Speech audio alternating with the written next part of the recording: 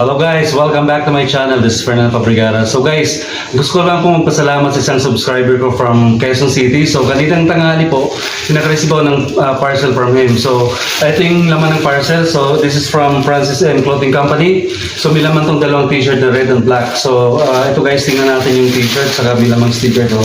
So guys, ito yung laman.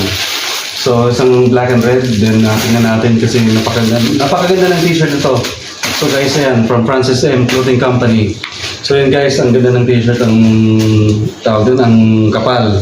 So yan yung black na t-shirt, and ito yung red na t-shirt na bigay sa akin. So, chat niya ako kanina, sabi niya na this is parang maagang pamasko niya sa akin to guys. So, kaya nagpadala sa akin ng t-shirt to. So guys, maraming salamat sa supporter ko from Quezon City, and thank you very much sa'yo, then God bless you.